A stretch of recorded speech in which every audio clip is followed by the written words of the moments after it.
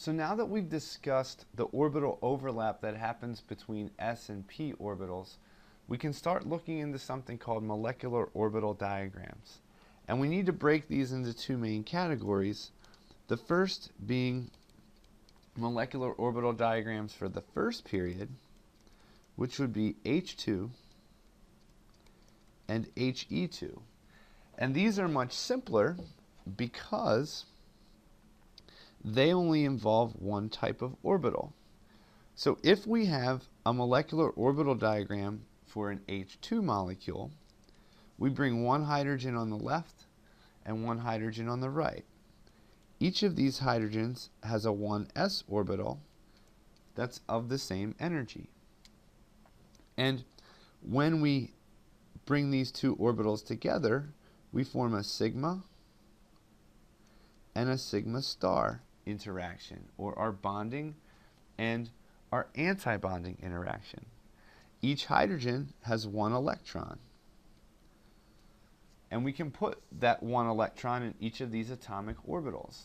Now we need to fill these two electrons into these molecular orbitals, and molecular orbitals act just the same way atomic orbitals do, where you fill them up lowest energy configuration with an electron spin up and then an electron spin down.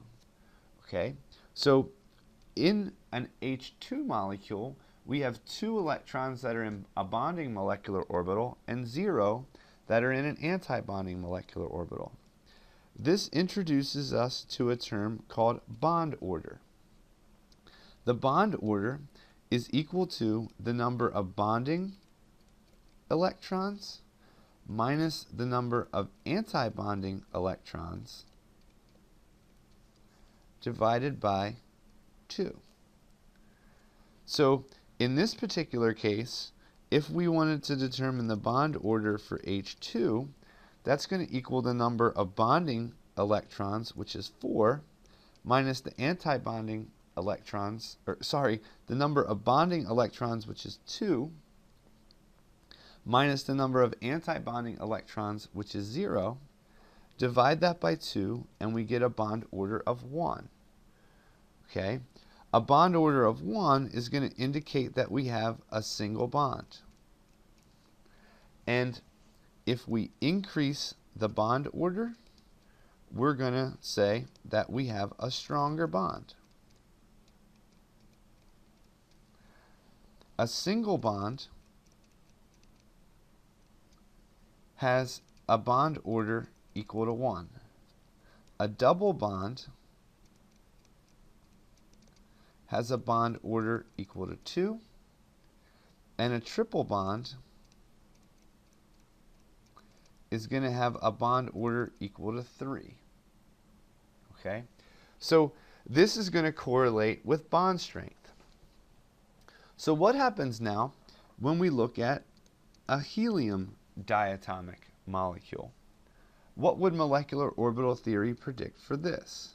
So if this is our energy scale, and we have a 1s orbital for helium on the left and a 1s orbital for the right, we form our bonding and our anti-bonding interactions. And now we need to fill in the electrons. There's 2 electrons in a 1s orbital for each of the heliums.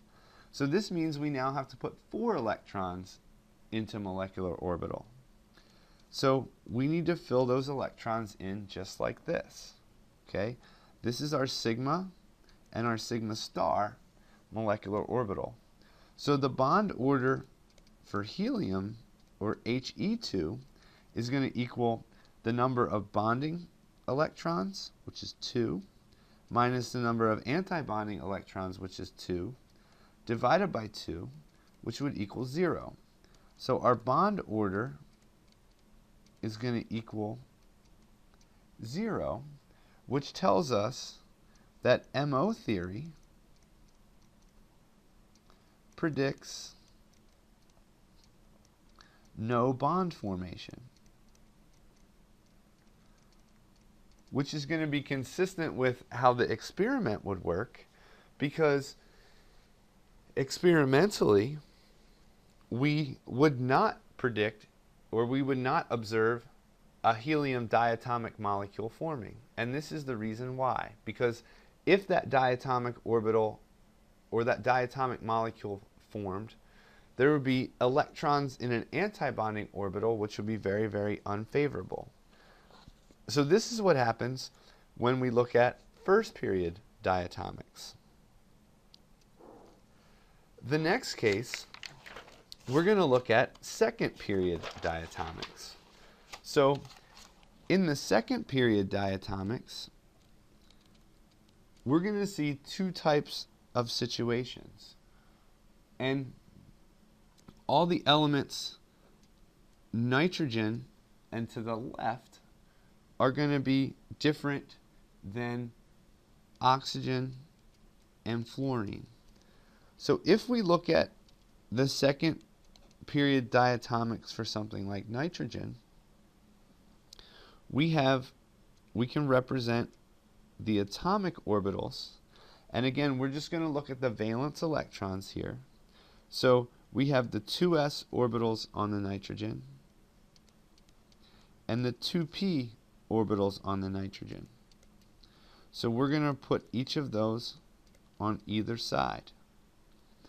When we form our molecular orbitals, we're going to have something like this form.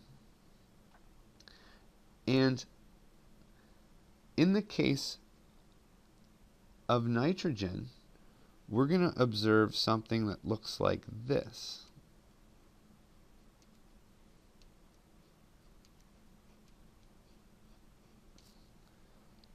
Whereas for fluorine, or also for oxygen, we're going to see the same situation happen with our 2s molecular orbital diagram skeleton.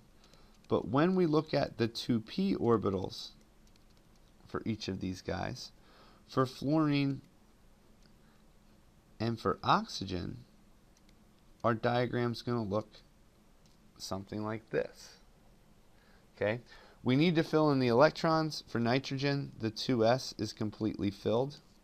The 2p is going to have 3 electrons in each of the atomic orbitals, which means we need to put 6 electrons in the molecular orbitals. For fluorine, we have 2 electrons in each of the 2s. There are 5 electrons in the 2p for a total of 7 valence electrons in each case.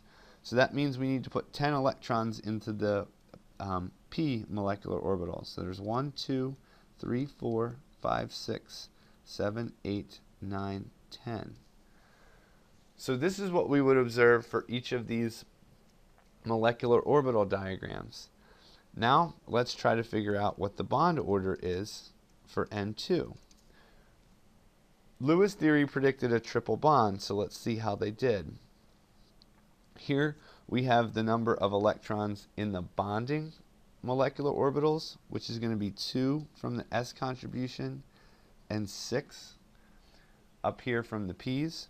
So there's going to be 2, 4, 6, 8 bonding electrons minus just 2 antibonding electrons. And this would be divided by 2. So 8 minus 2 is going to be 6, divided by 2 is going to be 3. So this would predict a triple bond for the nitrogen. What about the fluorine over here? The bond order is going to equal the number of bonding electrons, which is going to be 2 down here, 4, 6, 8. So it's going to be 8 minus 2, 4, 6 for the antibonding contribution, divided by 2. So 8 minus 6 is going to be 2, divided by 2 is going to be 1. So we would predict a single bond for the fluorine. So this is what we would get for our two structures for the nitrogen diatomic molecule and the fluorine diatomic molecule. In each of these cases, we can also look at the magnetism, and this is one of the main advantages for molecular orbital theory. in each case, we can now look at the number of unpaired electrons. So in both cases, there are 0 unpaired electrons. So this would be diamagnetic molecules. So if we would look at something like oxygen, though, oxygen has 2 less electrons than fluorine, so these guys up here will not be filled. And oxygen will actually be predicted to be paramagnetic.